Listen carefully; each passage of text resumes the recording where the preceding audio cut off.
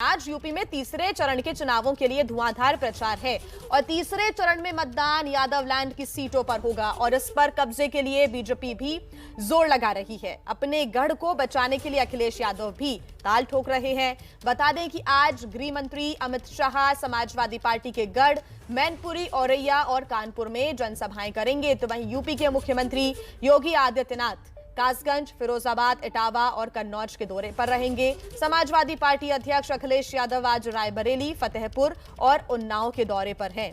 दरअसल यूपी में तीसरे चरण की लड़ाई में पूरी चुनावी तस्वीर ही बदलने वाली है, क्योंकि तीसरे चरण में जिन इलाकों में मतदान होना है वहां के मुद्दे और समीकरण पहले दोनों चरणों से बिल्कुल अलग है। पहले दोनों चरणों की बात करें तो यहां पर जाटलैंड की जंग थी, तो वहीं तीसरे दौर में यादवलैंड और बुंदेलखंड की लड़ाई होनी है। जिंदाबाद। आपकी जिम्मेदारी है तीसरे चरण में जो लोग गर्मी निकालने थे उनको पूरा ठंडा करने का काम बुंदेलखंड के लोग करेंगे। उनके चित्र वाले मित्र पर ये बुलडोजर जो चल रहा है, ये तो जो उन्होंने कई पीढ़ियों के लिए पैसा कमाया था, ये तो लगता है कि इसी जन्म में सारा उनको कंगाल करके सड़कों पर कटोरा लेके छोड़ देंगे। 10 मार्च को ही जब चुनाव नतीजे आएंगे, धूमधाम से रंगों वाली होली शुरू हो जाएगी। दूसरे चरण में सफाया होने जा रहा है और तीसरे चरण में आपकी जिम्मेदारी है।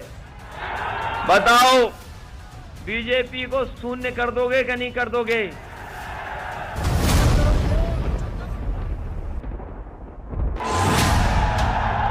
यूपी के योद्धाओं का ये सुर बता रहा है कि अब जंग का मैदान, मोर्चा और मुद्दा तीनों बदल चुके हैं,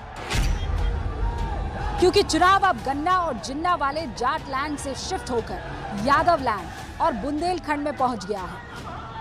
इसीलिए चुनावी भाषणों का राग और रंग भी बदला हुआ नजर आने लगा है।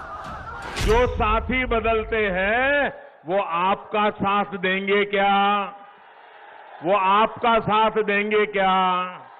जो चुनाव में साथ जिएंगे साथ मरेंगे के वादे करते हैं, चुनाव समाप्त होते ही लात मार देते हैं, वो आपका भला करेंगे क्या?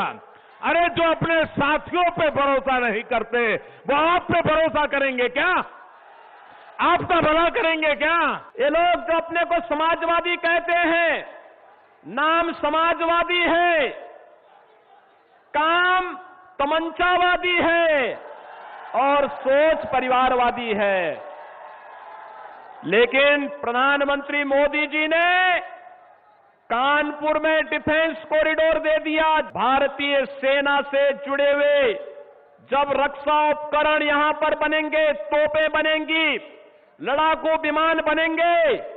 और इसी सरकार ने कहा कि हम लगभग 5 लाख करोड़ उत्तर प्रदेश में पैसा लगाने का काम करेंगे। बताओ हमारे झांसी के लोगों, कौन सा कारखाना उद्योग लग गया आपके बीच में? वो जो 5 लाख करोड़ की बात थी वो कहां चले गए पैसे? ये बात तो धुआं उड़ाने वाले ही बता सकते हैं कि कहां चले गए। ऐसा इसलिए होगा क्योंकि तीसरे चरण में जिन इलाकों में मतदान होने जा रहा है उसकी खास बात यह है कि इसमें पश्चिमी उत्तर प्रदेश का भी कुछ इलाका है, कुछ अवध का है और कुछ बुंदेलखंड का है। तीसरे चरण में बुंदेलखंड के झांसी, जालौन, ललितपुर, हमीरपुर और मोहाबा की 13 सीटों पर वोट डाले जाएंगे। इसी चरण में यूपी के अवध क्षेत्र के कानपुर, कानपुर देहात, औरैया, फर्रुखाबाद, कन्नौज और इटावा की कुल 27 सीटों के लिए मतदान होगा।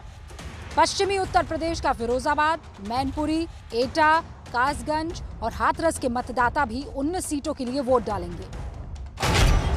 अब तक पश्चिम में अखिलेश यादव का बोझ कम करने के लिए जयंत उनके साथ थे, लेकिन अब जिन इलाकों में वोटिंग होने जा रही है उसमें उनकी अपनी सीट का भी इम्तिहान है, अपना गढ़ बचाने की चुनौती है।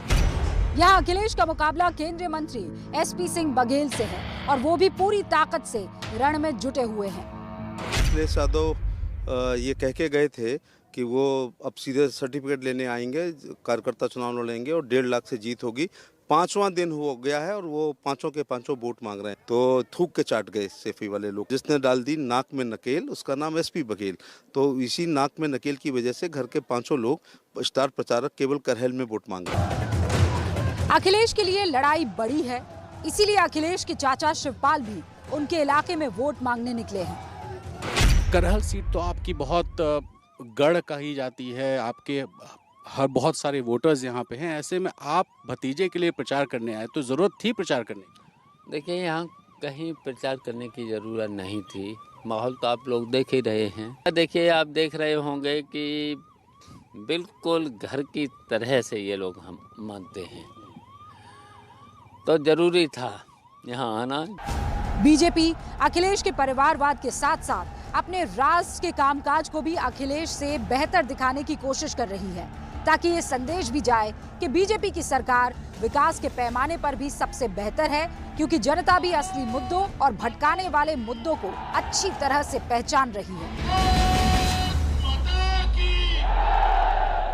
किस मुद्दे पर मतदान होना चाहिए? मतदान यही होना चाहिए कि हिंसाचारी ना हो, भाईचारा बना रहे, जीते कोई भी जीते। हाल ही में ये मुद्दा है कि हम लोगों को रोजगार मिलना चाहिए। रोजगार मिलेगा तो हम उसी सरकार को वोट देंगे।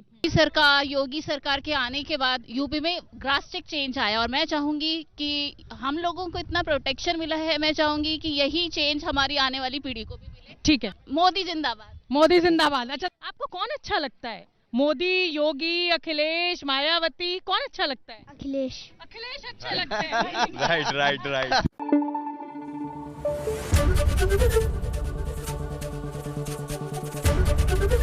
एबीपी न्यूज आपको रखे आगे।